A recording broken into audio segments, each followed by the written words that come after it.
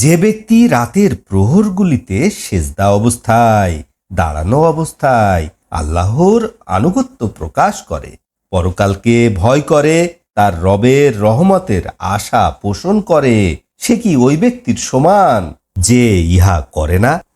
যারা জানে এবং যারা জানে না, তারা কি উভয় সমান? নিশ্চয় কেবলমাত্র জ্ঞানীরাই উপদেশ গ্রহণ করে। হে আমার বান্দাগণ, যারা ঈমান এনেছে, বলো তোমরা তোমাদের রবকে ভয় করো। এই জগতে যারা কল্যাণকর কাজ করে তাদের জন্য রয়েছে কল্যাণ। আল্লাহর জমিন প্রশস্ত, নিশ্চয় ধৈর্যশীলদেরকে তাদের বিনিময় পরিপূর্ণরূপে দেয়া হবে।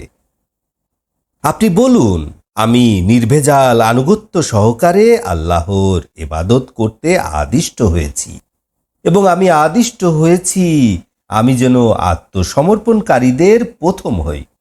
আপনি বলুন, আমি যদি আমার রবের অবাধ্য হই তবে নিশ্চয় আমি মহা দিবসের শাস্তির ভয় করি। আপনি বলুন, আমি নির্ভেজাল আনুগত্য সহকারে আল্লাহর ইবাদত করব। তোমরা আল্লাহ ছাড়া যার ইচ্ছা তার ইবাদত করো। আপনি বলুন, নিশ্চয় প্রকৃত ক্ষতিগ্রস্ত তারা যারা কিয়ামতের দিনে নিজদের এবং নিজদের পরিবারবর্গের ক্ষতি সাধন করে। জেনে রাখো, ইহাই হচ্ছে সুস্পষ্ট ক্ষতি। তাদের উপরে থাকবে আগুনের আবরণ এবং নিচেও থাকবে আগুনের আবরণ। ইহা দ্বারা আল্লাহ তাআলা তার বান্দাদেরকে সতর্ক করেন, হে আমার বান্দাগণ, আমাকে ভয় করো। যারা তাগুদের ইবাদত হতে দূরে থাকে এবং আল্লাহ অভিমুখী হয়, তাদের জন্য সুসংবাদ। হে আমার বান্দাগণ, সুসংবাদ গ্রহণ করো।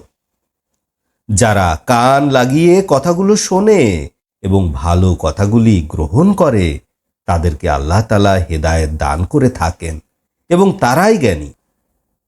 যার উপরে আল্লাহর পক্ষ থেকে শাস্তির আদেশ নির্ধারিত হয়ে আছে, ওই ব্যক্তিকে আপনি কি মুক্তি দিতে পারবেন যে জাহান্নামে আছে?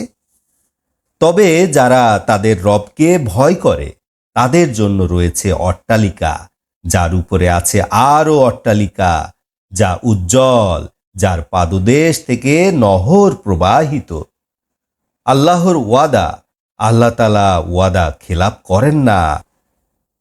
আপনি কি দেখেন না, নিশ্চয় আল্লাহ তাআলা আকাশ হতে বৃষ্টি বর্ষান, অতঃপর উহা মাটিতে ঝর্ণা রূপে প্রবাহিত করেন, অতঃপর উহার সাহায্যে ফসল উৎপন্ন করেন, যার রং হয় নানাবিধ। অতঃপর উহা শুকিয়ে যায়, অতঃপর আপনি উহা দেখতে পাবেন হলুদ রঙের, অতঃপর উহা খড়কুটোয় পরিণত করেন। নিশ্চয় এর মধ্যে রয়েছে উপদেশ জ্ঞানীদের জন্য।